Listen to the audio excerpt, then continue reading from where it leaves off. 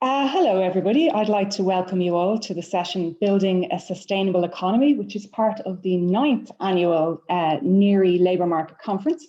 My name is Aoife Ní-Luchlan and I work with the Irish Environmental Network. So we have 3 papers this morning in what looks like it's going to be a really interesting session.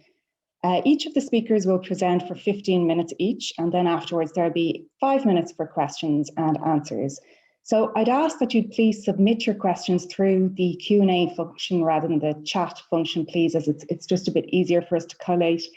I'd also like to remind people that while we've made every effort to make sure that this is a smooth webinar, also please bear in mind that some unforeseen technical issues may occur. So as I said, we have 3 speakers today. The first up is Sinead Mercier, and she will be followed by Paul MacFlynn. And the session will close out with Paul Goldrick-Kelly. So just to introduce Sinead, Sinead is a consultant on climate change law and policy, and she's a special focus on just transition and human rights. So she currently lectures in environment, sustainability and social justice in the Department of Applied Social Studies in Maynooth University. She's also a PhD researcher and lecturer in the UCD Sutherland School of Law. So she's previously worked for the Irish Human Rights and Equality Commission. She's worked for NESC and the Green Party. And amongst her many publications is a book on the evolution of environmental and cultural heritage law in Ireland. So over to you, Sinead. Okay. Thanks very much, Aoife, for that very kind introduction. I don't actually have that many publications, but thanks for saying that, NERI. So I'm going to start with just a kind of really sort of a question for, I suppose, the attendees of the NERI conference today.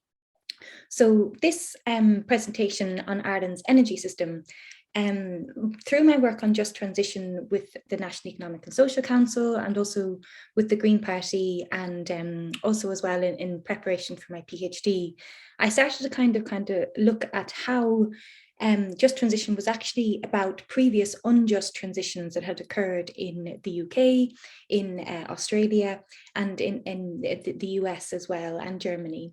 And what was very interesting was that often the cause of these unjust transitions were actually liberalisation and privatisation of the energy system in the 1990s and early 2000s. So that got me kind of researching, well, what is it in Ireland that may kind of also correlate with that experience? Is there something about the drive of the energy system towards priorities other than climate action or public value that may be causing the situation that we're in, the inability to effectively tackle climate change? So just to kind of note, though I'm sure you're well aware of it, the significant challenge that we had ahead of us. This graph here is from the special report on 1.5 by the Intergovernmental Panel on Climate Change. So that the world's greatest scientists on climate who come together to kind of hash out what climate actions need to be taken as soon as possible. And they have said that in order to keep global warming to the political target of 2 degrees Celsius and with efforts to meet 1.5, we will have to decline our emissions at this very kind of rapid point. So it's a significant challenge for all our economic systems. Also, the positive thing about the IPCC is that they have said that we can achieve this climate action, we can achieve this scenario in a manner that leaves no one behind. So it might, the Sustainable Development Goals in September 2015, which Ireland played a significant role in through David O'Donoghue, were also kind of a founding kind of basis for the Paris Agreement and for the cuts that were planned by countries around the world. And how Ireland can do this in other countries is by keeping their mitigation pathways in line with Sustainable Development Goals. The Sustainable Development Goals are also integral to the new European Green Deal and the European Climate Law as well, which Ireland will have to increase its ambitions for 2030 and net zero by 2050. And also what's very interesting and important to keep in mind, that even the most conservative climate action studies call for state-led, basically economic planning and state-led action and leadership on climate. For example, the Stern Review, also the IPCC, very much the state is to the fore and in the European Green Deal, there's also a focus on encouraging private investment, but really it's public investment and public prioritization that leads climate action. So what is Ireland's record on climate change? Well, we've declared a climate and biodiversity emergency in 2019, and the majority of the Oireachtas recognise that we do need a fundamental system-wide reorganisation towards technological, economic and social factors. Paradigms, goals and values must fundamentally change. Agreeing with the IPCC and also the Intergovernmental Panel on Biological Emergent Difficulties as well. We have the highest emission levels in the EU despite this commitment, and we consistently failed to reach agreed to climate commitments at an international level. We're around 37 out of 57 countries. Ireland will also not meet its 2013 to 2020 EU targets. We can meet our 2021 to 2030 targets according to the EPA if we follow through on all plans within the 2019 Climate Action Plan. However, the European Green New Deal also kind of poses a massive challenge for Ireland, as we'll have to increase our ambition in keeping with the EU target of 51% emissions reductions by 2050. This poses significant challenges for Ireland. You might have seen more recently, particularly from the Sunday Business Post, you'll see that Ireland's reliance on fossil fuels for energy is a principal source for emissions in Ireland. We also have a conflicting scenario, which is Sunday Business Post has kind of consistently been highlighting, and other journalists as well, in that we are attempting to reach 70% renewable electricity by 2030, alongside ensuring that 70% of peak energy demand will be constituted by demand for energy for data centres. This is resulting in increasing protests and judicial reviews against wind farm development. Many of these data centres state that they are using 100% renewable energy. They're engaging in plans such as in the Mean Bog, or other parts of other areas in Ireland, saying that renewable energy will constitute 100% of their energy needs. However, they're also run on backup gas generators, and also there are risks of liquefied natural gas also constituting a large portion of their energy demand. There's also a lack of interaction between biodiversity and climate targets as well, as you can see from the collapse of the peat bog here due to a wind farm, which was planned for another tech company. So here's another example in the news this morning. Intel will use 4 times as much power as Galway City in Leixlip. So we have an increasing amount of energy being sidelined or being used for the data centres rather than for climate action, and also rather than for energy poverty. How can we connect climate, energy and social policy together? We have increasing harm from energy poverty in the Irish landscape. This is the inability to heat, cool or power one's home, or to be left in poverty because you have to pay an inordinate amount for your electricity bills. There's a severe lack of research and study in Ireland, and it kind of jumps up whenever the carbon tax is kind of debated. But it's really an intractable problem that's here because of the housing system as well, and also because of the energy system as well. How is our energy system being prioritised? We have an excess of 2,500 coal-related deaths per year. There are significant impacts on vulnerable and marginalised groups, in particular travellers, who have to rely on energy generators and often spend the majority of their, a significant portion of their income on having fridge or heating the often unsuitable accommodation. Single parents and children also focused on by the Vincent de Paul in their Growing Up in the Cold report. Significant amounts of children are now suffering from damp and other related asthma diseases. We also have rural communities as well, impacted by a lack of public transport and the potential turf phase out as well, which might cause increases in energy poverty. Also too, we have a situation with energy companies which are increasingly increasing their energy prices by, these fluctuate quite rapidly, around 15% jump in 6 months. There was an increase of 8% in April, 9% in June 2021, and electricity prices are now under 23% of the EU average, and gas prices as well are very expensive. we also have a requirement as a developed country, a wealthy developed country, to ensure that we transfer the technology that we do have, such as grid development, suiting renewables, to be shared with developing countries. Are we connecting all these different priorities? What is it that leads our energy system? And can we combine these policy priorities? Unfortunately, it's my contention, and of course, I'm really happy to have this opportunity to share the research with you, because I'd love feedback and to kind of pose this question and have it developed. The priorities of the energy system in Ireland, as you can see from this EirGrid public consultation, are not focused on perhaps climate action, and also it's solving energy poverty. And they're also not really focused on public value led, I suppose, in the Mariana Mazzucato kind of approach of public good and not for profit. Climate justice and global solidarity as well is also not the priority. And this is kind of in a context of increasing inequality in carbon emissions, where the richest 10% in Ireland emit almost as much as the bottom 50%. And the emissions of that 10% are inelastic. They are reliant on our energy system. They are people who who must heat their home in order to ensure that they do not suffer from health risks. So with the COVID crisis, perhaps we have an opportunity here to see that energy is so fundamental to our economy, so fundamental to climate action, and so fundamental as well to social justice. Can we use this opportunity, as Oxfam's Jim Clarkin says, to reboot our outdated, unfair, and polluting economies? And the historical case, I suppose, for hope in climate action that I'm proposing is the trajectory of Ardnaerusha and the Electricity Supply Board. So I really find this quote wonderful, and kind of in a context where we're often told that the state must roll back, that it's private industry, private disruptors in renewable energy that are leading on climate action. But to hark back for this quote in the Financial Times in 1929 about Ardnaerusha, the statement that the Free State came into being and ardent, untried administrators, remembering that they'd always been accused of being dreamers, seizing this chance of showing what they can do.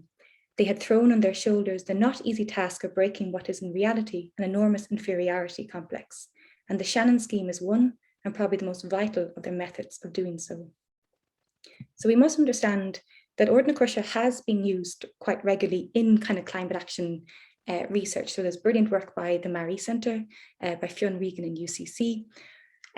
But what I'm kind of trying to say is that Ardnaerusha and ESB and the leadership that was done here was not only a technological kind of solution to climate change, and not only about community education about the benefits of electricity, which is kind of contrasted with the need for communities to understand the benefits of renewable energy, but about kind of what were the underpinning principles of Ardnaerusha and the ESB that made it so successful.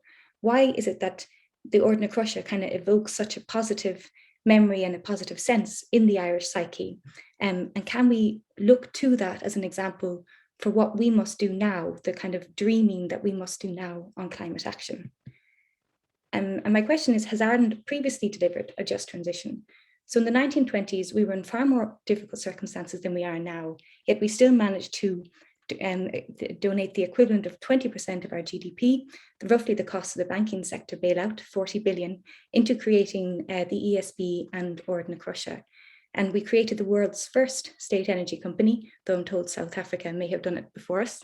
And we created a primary power source for the ESB, the Ardnaerusha hydroelectric power station on the Shannon River. And this was in very difficult, far more kind of economically restrictive and conservative circumstances in the 1920s, when we inherited the British administration and also reinstated much of the civil service and their financial outlook. Also as well, interesting for the rural broadband scheme, attempts have been made to attract foreign investors, where corporations objected to the fact that they might have to build this without government subsidy. So unfortunately, I do have to shut down in terms of time, but I just want to kind of say that from the 1990s onward, we began rolling back this kind of development where we nationalised the energy system. We brought kind of local authorities and private companies back into the nationalised energy system. And from the 1990s onwards, that started to unravel. And in fact, that was part of a political project, arguably, this is still in debate, of liberalisation and privatisation of energy systems across the world. And the European Commission began in 1996 to unbundle national electricity systems as well. These reforms are based on the belief that effective competition and an integrated European energy market would reduce energy costs. But instead, it's actually resulted in higher energy poverty. We're not seemingly unable to meet our climate goals. And also as well, there's increasing difficulty with ensuring that maybe community energy or more kind of local control over energy can be instituted in our electricity system. So these are kind of just a few ideas that I'm hoping to pose for debate and ask about the shift in our energy system priorities. Can we move to develop a more integrated environmental, social and energy kind of system proposal? So thank you very much. Thanks, Sinead. That was a really interesting presentation. I'm sorry you had to sort of shorten it there a bit, but perhaps you might be able to elaborate a little bit. I guess I find your research on what we can learn from previous sort of large infrastructural projects in terms of stakeholder engagement really interesting, because I know the ESB has always been held up as being this amazing, I suppose, community and public engagement project over the course of about 20 years. And I was wondering, perhaps outside of Ireland, are there any models for community dialogue? And you were probably going to get to this, but maybe, are there any models for community dialogue and justice between these kinds of large energy users like data centres and local communities that can sort of deal with these issues such as, you know, planning and all the difficulties you mentioned?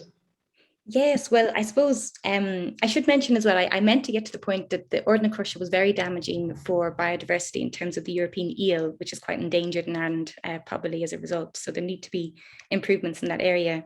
But I suppose what I'm trying to propose is that in 2001, the Irish government removed the not-for-profit mandate of the ESB, and it committed the delivery of, also in 2001, of 13% of electricity from renewable energy sources.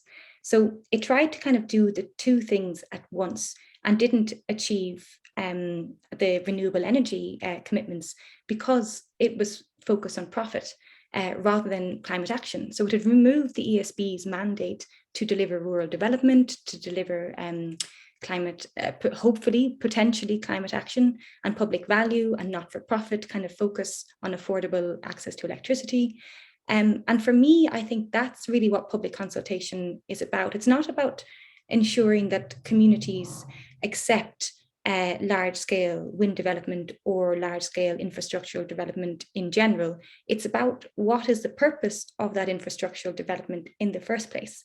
Is it this current drive that we are currently living under with our energy systems, which is for profit, you know, over the past 30 years, and lack of achievement of any climate targets at an international level?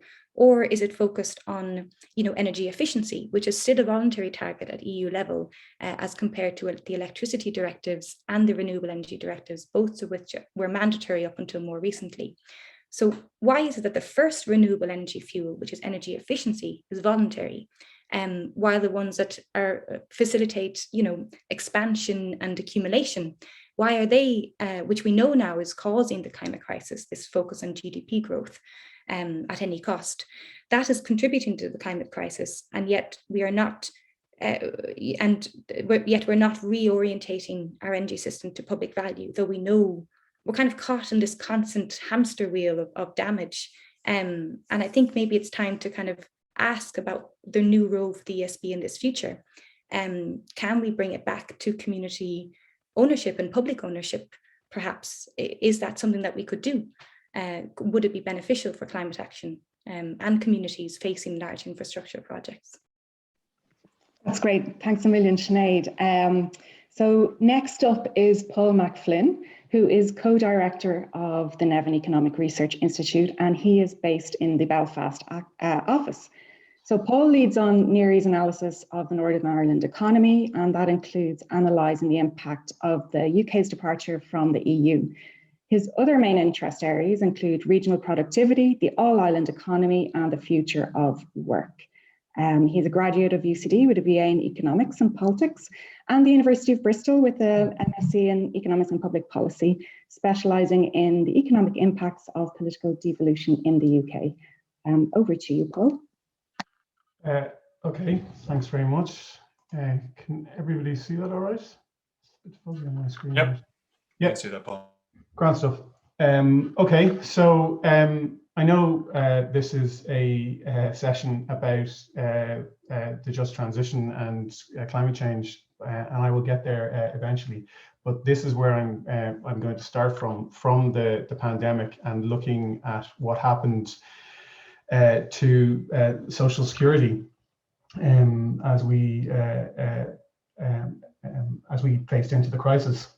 So before 2020 and everything changed, the UK and Ireland, because obviously I'm focusing this on Ireland North and South, but obviously when you're looking at Northern Ireland in terms of welfare, you're very much looking in terms of the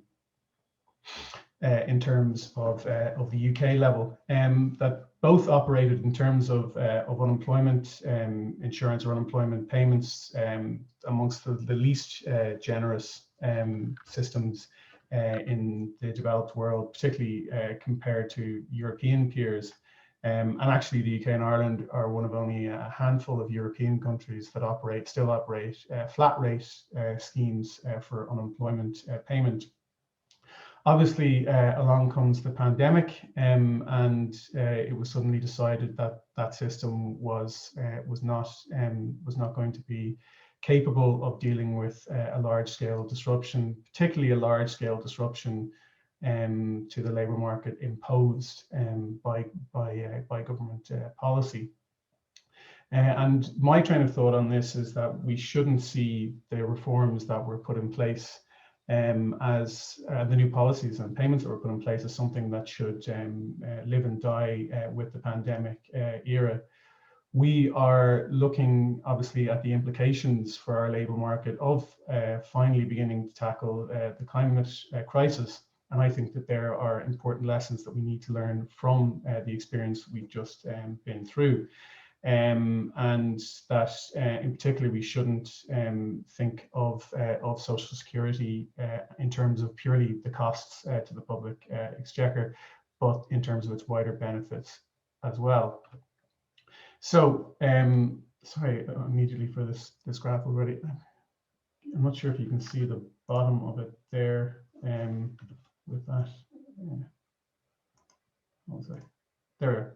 So the first chart here is looking at replacement rates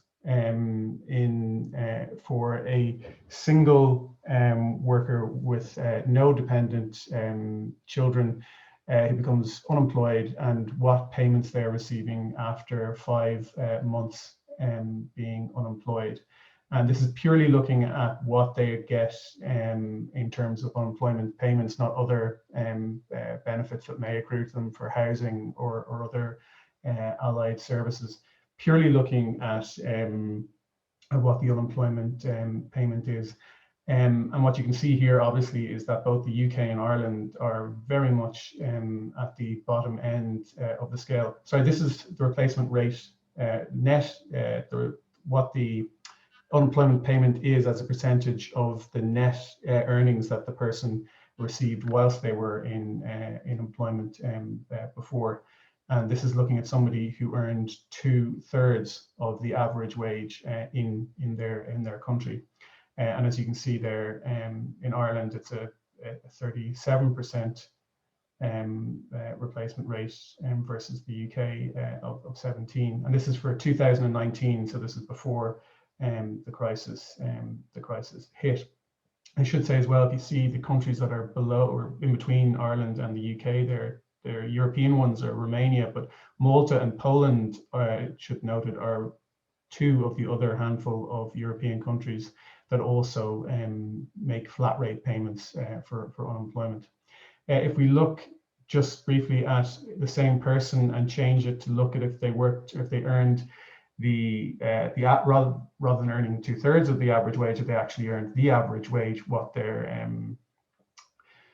their replacement rates would look like. You can see here, obviously, most countries, the replacement rate goes down the further you go up the income distribution, because most schemes are capped. And so as you move up the income distribution, the replacement rate naturally trends downwards. But as you can see there, the position for Ireland and the UK is not much changed. So what happened when that was a situation that pertained before COVID comes along, and we have a significant change in the approach of unemployment payments, both in the UK and in Ireland. Two very significant set of changes, but two very different approaches to those systems. The UK prioritised in work support, but more accurately in job support. So a furlough scheme, which is much broader than short-time work schemes, which you would have seen in other European countries, Germany in particular.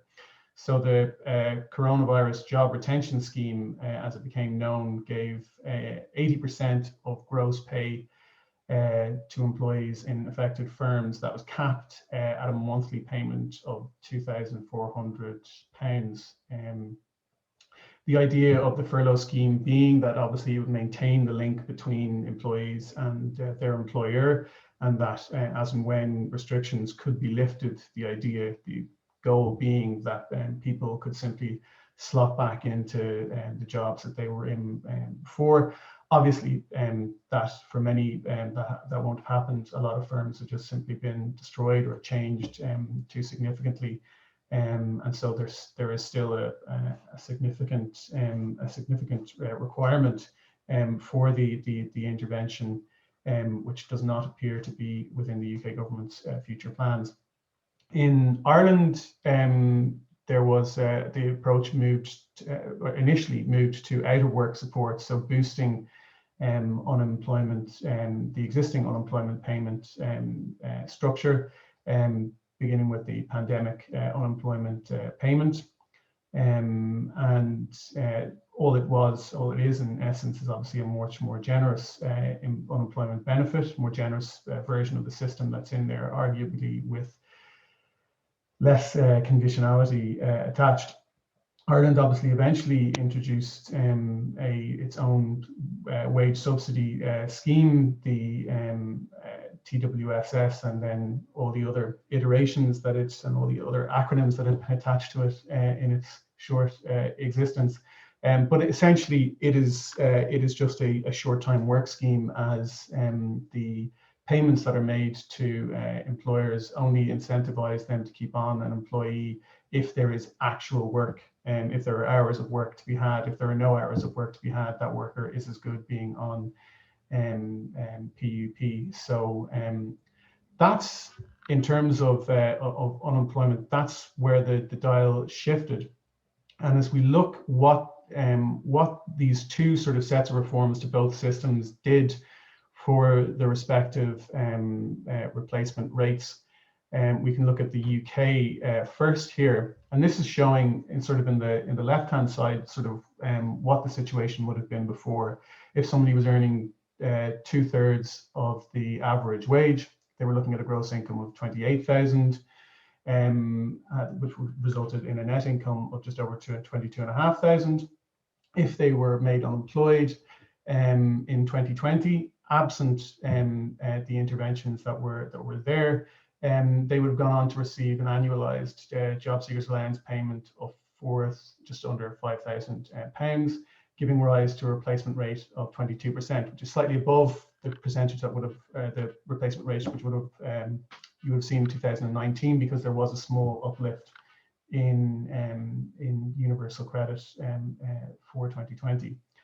But if that person was eligible to be put on the furlough scheme, they went to move to having a gross payment from their employer of just under £22,500. Obviously, as it's a furlough scheme, this is income. Furlough payments are taxed, but would have left them with a net take-home pay of just under £19,000, giving rise to a replacement rate of 83%, a significant increase. If you look at the case of what would happen with the average wage worker there, you can see that they move from a replacement rate of 15% up to a replacement rate of 72%. As worth pointing out there, as you can see, the gross annualized furlough payment there of 28,800 is obviously not 80% of 41,000. It's capped.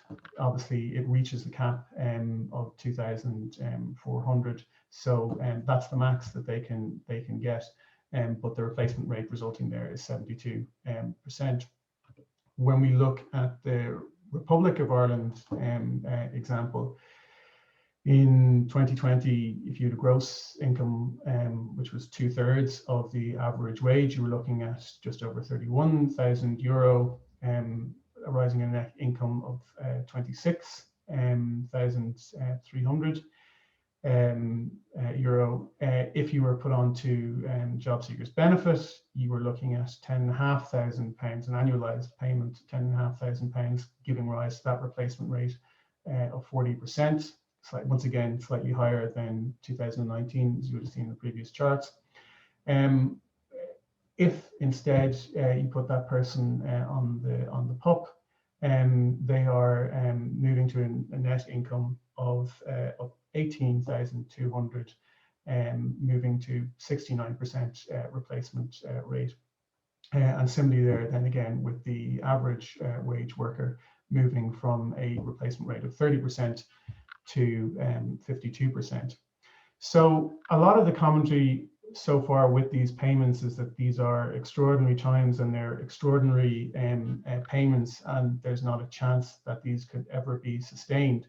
But when you put the two new systems in both the UK and Ireland in the context of our European and developed peers, what you can see is that they're not standing out from the crowd. They're just standing further up the table in the crowd. Obviously, the UK makes the starkest move from bottom of the table to just second from the top, and this is for the 2/3 average wage worker in terms of their replacement rate. And Ireland moves significantly up to the top of the upper half of the table there. The same occurs again for the average wage worker, not just as stark a movement, but a pretty significant increase there for the UK moving from the very bottom to near enough the top of the chart, and Ireland moving from the lower end of the table to very much mid-table. In terms of its growth rate. Ireland's progress up the table obviously being propelled by the fact that it is still operating a flat rate scheme, whereas the UK's scheme is obviously earnings index linked. So we've talked a lot about the cost of both of these schemes, the coronavirus job retention scheme and the PUP payments. But there is a benefit for an economy of proper and adequate social security. The three main areas are consumption smoothing, as with any form of insurance, not having to save huge amounts of money up front to be able to plan for a contingency, but to be able to pay for it over a period of time by premiums, in this case, national insurance contributions. Risk pooling, the idea that you don't have to pay, you don't have to work up as much money for your own individual risk factor, that if you are pooled in with everybody else, you don't have to have everyone saving huge amounts of money bad things that may not happen to them. But the third one is the security effect, and I think it's particularly important as we get to looking at the climate crisis. The reduction in risk aversion that takes place in economies which have proper social security systems enables people to move jobs much more securely. It enables people to become more entrepreneurial, but also it enables them to look at jobs in sectors, new sectors that are perhaps more scary, more risky. But it is key if we're looking at an economy which needs a significant shift in terms of workers and in terms of industries. The debate is not new about the need for social security for mass labour market transitions. If you go back to the 1960s and the technological innovations that were happening then, particularly in the UK, they attempted to get an earnings-linked unemployment insurance scheme up and going, but it was bedeviled by unnecessary complexity. But that it was considered to be central to the ability of an economy to move vast amounts of workers in order to meet a particular industrial challenge. And that challenge for us now looking forward is climate change, and it's much more significant than COVID. Yes, it's hopefully going to be smaller in scope, but the adjustment that we're looking at is for keeps. It's forever. And to make this transition, we are in essence asking people who work in a field of particular economic activity to exit that economic inactivity to prevent collective catastrophe. And if we look to what we have asked people during the pandemic to do, we've asked them to do the same thing. So we owe the same level of security to people that we are asking to make a sacrifice for climate change that we asked of those to make a sacrifice for the pandemic. But in reality, we are only bringing ourselves really into line with our European peers. I'm fairly sure I've gone massively over time, but there we go.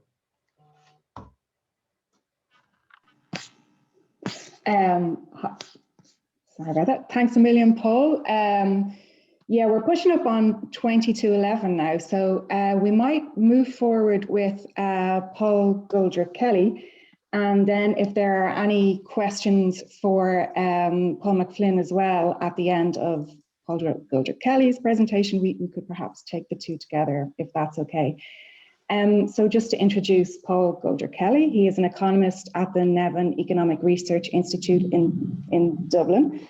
So his research interests are relate to ecological sustainability and political economy, and incorporating those issues into just transition.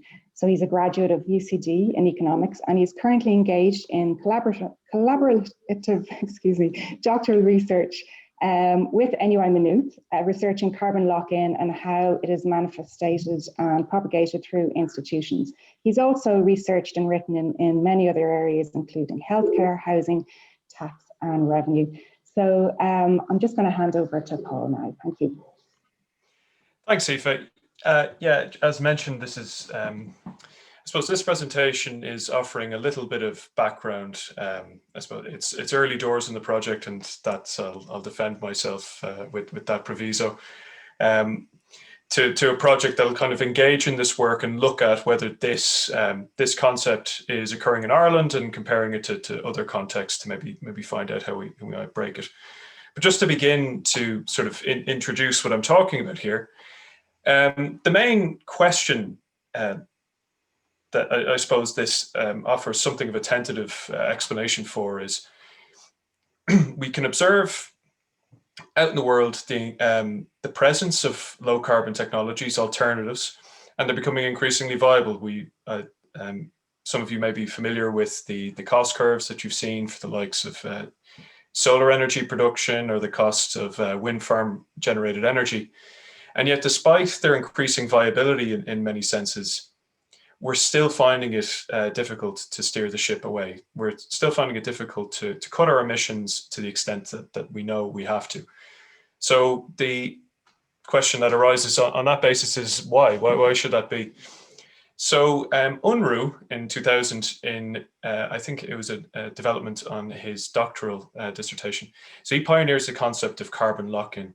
So he sees the issue here is that there's been an inertia brought about by the interactions between sort of different domains in a complex system, technologies, infrastructures, institutions, and behaviors that act together to impede the change needed regarding emissions. And I just a small note at the end. This work is sort of developing on the work of the new institutional economics and evolutionary economics, which sees things following sort of pathways determined by institutions and other factors. My focus, as you might have heard in the introduction, really will be looking at the institutional dimensions of this process. But as I've outlined, when you're talking about mutually interacting systems, you can't really bracket everything else. But to the extent that I can, that'll be my sort of window into the process. So just to go through some of those dimensions, this might be the most prevalent or the most known. So the infrastructure technology. We have, as Sinead mentioned as well, actually, like in terms of energy poverty, energy demand, the need for sort of carbon intensive energy can be locked in by those large investments in the built environment, such as our homes, the spatial organization of our cities, the roads we've built, etc. If you live far away from a centre of work, as is often the case in Ireland, that requires a mode of transport that will likely influence the emissions associated with your lifestyle. And the key thing to sort of note from a public policy point of view is that these decisions are these undertakings, once they're in place, they can determine or influence the trajectory of energy demanded for decades. They've long lifetimes here. As I say, buildings and spatial organization lock in transport choices, travel habits, housing choices, etc. You also have, probably more infamously, the long-lived fossil fuel infrastructure itself and its distribution that'll inhibit efforts to sort of, we need energy. So if we're looking at the other side of the equation, other than energy demand, the carbon intensity of the energy that we will use, this makes it difficulty to reduce that if our infrastructure is predicated on the use of fossil fuels. You also have the associated infrastructure, like pipelines, refineries, depending on fossil fuel use. And it's hard to take those and simply adapt those, port them across to a low carbon purpose. And of course, and this will come up later in the institutional part, we have political economy here. There's people or organizations, businesses, etc., who are likely to resist these efforts because this lock-in suits them. And I just included a little chart. Now, this is from 2016, so it's dependent on prices of fuels at the time, and some of it may have changed, but I thought it was an interesting kind of demonstration of the point. So your y-axis vertically, you're looking at what cost of carbon in the form of a carbon tax or what have you would be required to really, so it's to equal the marginal cost of the use of these with the costs of setting up a new technology, including the capital and its operational costs. And the x-axis, as you can see, that's the lifetime of these things. The size of the circle is the amount of emissions that are locked in through the use of these sources in excess of what would be required for the 2-degree target now. So even at this likely understates the issues. But you can see coal power is very long lasting.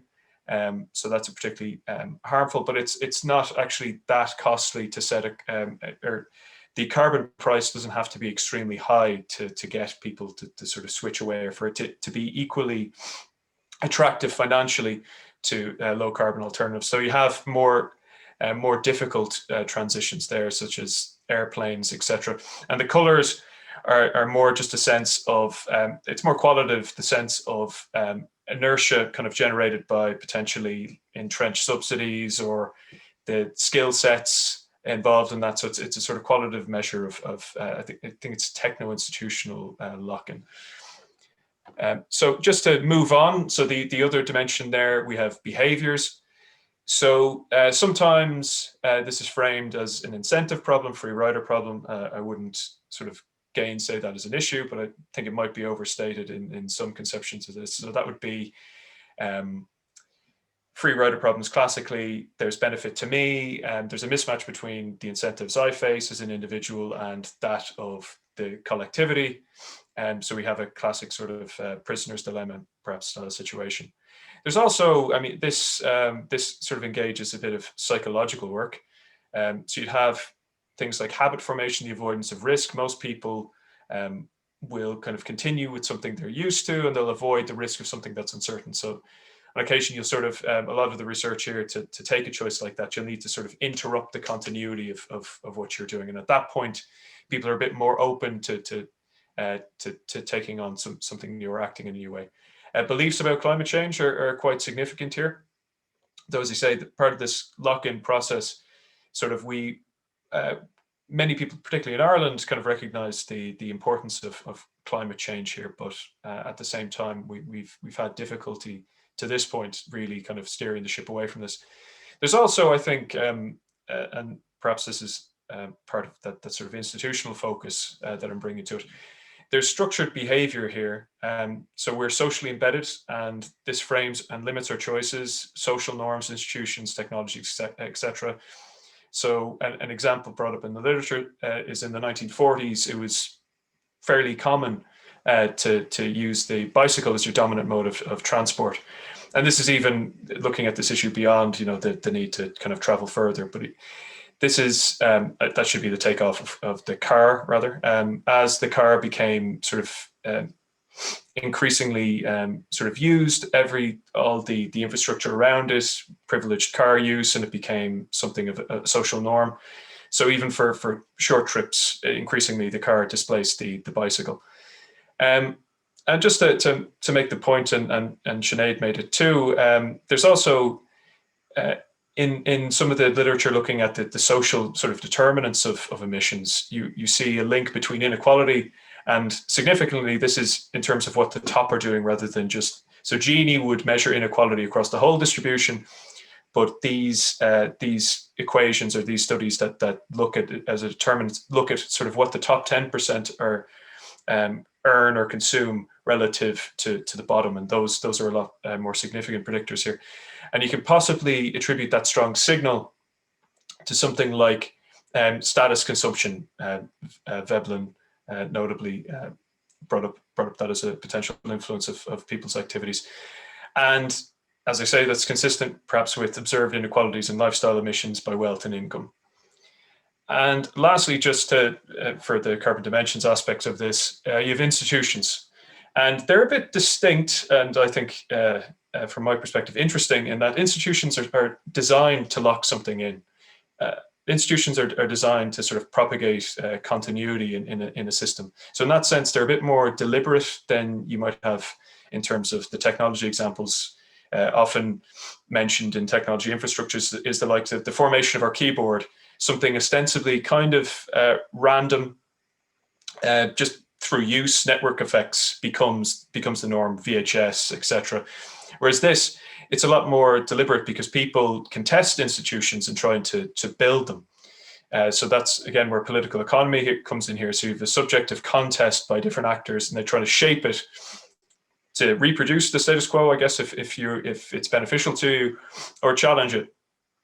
And the extent of this institutional lock-in, that's related to the degree to which you're successful in those contests. And you can actually sort of propagate, it can be a self-reinforcing cycle, which is sort of part of the concept of lock-in here, that we have something that's enforcing and subsequently making it easier and easier to follow a pathway. But people who benefit from the existing arrangements, they can actually use the gains from that benefit to then further entrench their dominance in the system or make it more difficult to move. So states can face this pressure sort of directly, indirectly, which might bias states to certain outcomes. And as I mentioned already, these institutions aren't just sort of coming about in a vacuum. They're connected to those technology developments, the economy, political. And the key point here to think about in this, it's an iterative dynamic. in which it's not sort of producing destiny, but it's increasingly favoring taking a pathway of least resistance over significantly changing things.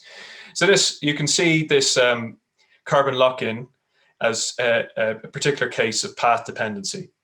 So events can shape pathways by progressively limiting the choices open to people down the line. So sometimes it's presented, history matters, although that's not very specific and perhaps not very informative statement. So it's more, nothing, I suppose, is set in stone, but it's progressively shaping your choices such that you move along a certain pathway, or at least you're very likely to. And it's particularly prevalent in the likes of historical institutional analysis. Institutions are key sites influencing ideas, expressions of power. And Sido, Shreyog, and Koch, I hope I didn't butcher those pronunciations. So they propose a three-phase model of the process. So I have a nice chart here. So you have an initial phase where you have a relatively open field. And at that point, some event decision sort of occurs, and that begins to generate a positive feedback. And that can be economic or it can be political. And examples of political that I've seen in the literature, it might be increasingly difficult to assemble the constituency to sort of challenge a path. It might be difficult to navigate the institutions. The institutions that prop up to generate something become interlocked with other institutions, and they're sort of locked together, sort of mutually reinforcing each other. And of course, that political power question I brought up.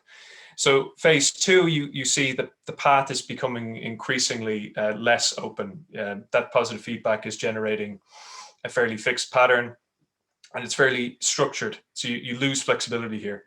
So, and that's I suppose the key point from the carbon lock-in side of this, that even more efficient sort of alternatives are being locked out here because there's a set pathway that benefits the existing arrangement of things.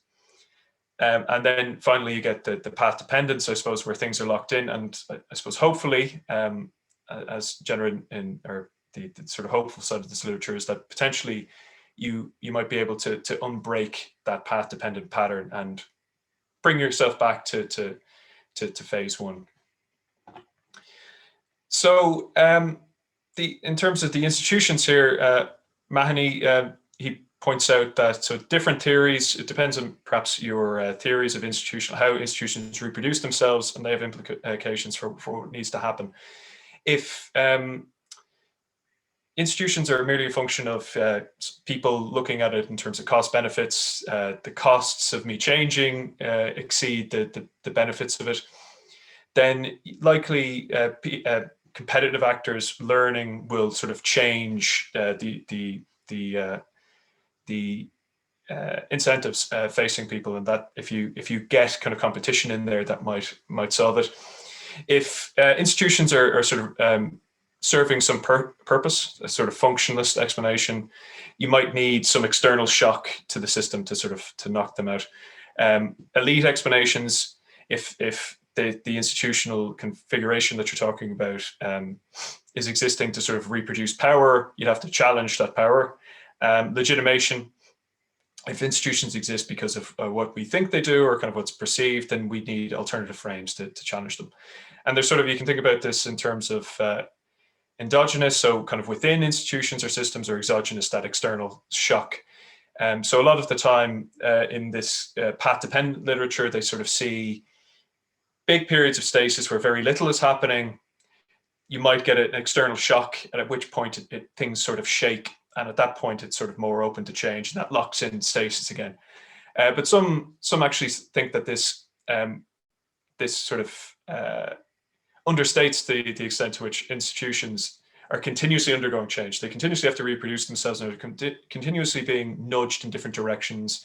Even if you see institutions as sort of the rules of the game, there's contests. Even if we don't change the rules, how are they interpreted or enforced? And these gradual changes can lead to transformational shifts over time. So just conclude, I guess, with things I'm thinking through at the moment regarding this. So our laggard status to date, that might be related to these lock-in issues. So this would, in terms of the institutional side, are difficulties regarding carbon emissions or reducing them related to institutions which privilege carbon intensive activity? Then the kind of classic questions here, if you're considering political economy, is who may benefit and who's shaping this dispensation, and those issues that might they'll probably come out, at least I'm intending, in historical analysis. And if you can see what forces might be reproducing the existing pattern, that will have implications for how you can test it. So at that point, I think I'm a little bit over time, but I'll stop there and we can take questions. Hi, Paul. Thanks a million for that. We have a question in for you, and I have a question for Paul MacFlynn as well. So if we could, I suppose, keep our answers a little bit short. So the question for Paul Goldrick-Kelly is: in historical institutional analysis, justification plays an important role in analysing the legitimacy of powerful institutions. How can these concepts be applied, in your opinion, to how we examine institutions? I'm on mute. Yeah, that's an interesting one, I suppose. In that sense, sort of as I point to a little bit in that presentation, if you think that institutions can exist and do what they do, insofar as people sort of generally think that there's a reason for it or it's justifiable, that would mean if we have a harmful institution or something that's reproducing kind of a harmful harmful outcomes here, at least, that can be limited to a particular part of the institution or the institution itself. That would imply the need for kind of political work here for the general public and everybody else to really kind of understand why that might not be the case, and to, as I say, kind of offer an alternative frame for how the institution might work in the future, or how it sort of interacts with other institutions or the broader context. So I suppose the implications for my work would be that, I suppose, in terms of looking at the historical record, you wouldn't just look at X piece of legislation or this change in the institution or the setting up of this department. You'd have to look at the kind of broader politics of what's occurring at the time and how these things were justified. And actually, and I suppose I'm quite interested in the idea that institutions sort of drift over time and can sort of, even if they're sort of intentional, it can sort of be, it can escape the kind of intentions of any one actor. So how that justification may have changed over time and how that moves, that would be important here. That's great. Thanks a million, Paul. We are just at 11 now, but I know there's a break, so we might have time for just a quick question for Paul MacFlynn. So Paul, you may have been getting to this, going in this direction, but as you know, many environmentalists argue for a universal basic income. And I was wondering, does our experience of the pandemic provide any support for this, or in one direction or another? Thanks. I'm a skeptic on universal basic income not for its aims, but I find just in the administration of it, particularly with wealth effects, it's the universal and unquestioned nature of giving the same amount of money to people who are of significantly different pre-existing economic means, and that for a person at the lower end of the income distribution, that transfer of income must be used for consumption and paying for needed services, whereas for somebody with already a significant income or a stock of wealth, that can actually be used to propagate that wealth. It can sometimes be used for investment and things like that. I think the earnings link with social security payments, I think, is the way we get buy-in for the scale of labour market transformation we're looking to make, and particularly because of the way tackling the climate crisis is going to target specific industries and in many cases specific communities, I think there has to be that this isn't some sort of charity payment. It is a recognition of the sacrifice, and it is keeping people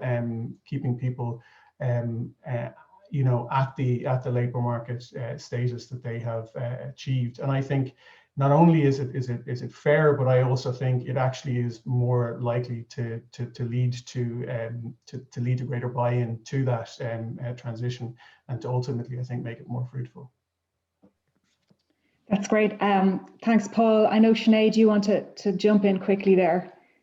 Yeah, just very quickly to, I'm just delighted that Paul is focusing on this research and the Irish context, because it's actually a very much a growing area of research across Europe, particularly the 4-day week, which I know Force are working on, but also Ian Goff and Anna Coote's research as well, about universal basic services, which has been backed by the UN Special Rapporteur on extreme poverty in his report on climate change. Philip Alston says that universal basic services are also, again, as Paul says, one of the best ways that we can achieve climate action in a socially just manner, in keeping with the Sustainable Development Goals and the IPCC. And it's also one of the founding principles as well of kind of early iterations of just transition through Tony Mazzocchi, who called for workers to get sabbaticals where they could just research labour theory.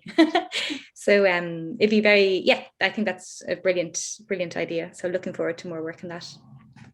That's a great idea. I'd love that too.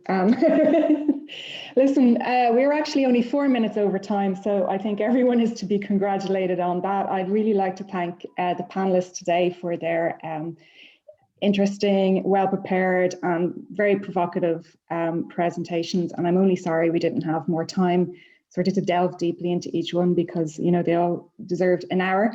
But I'd like to thank everybody who has come to the seminar today, and I hope you enjoy the rest of the conference. Thank you all. Thank you.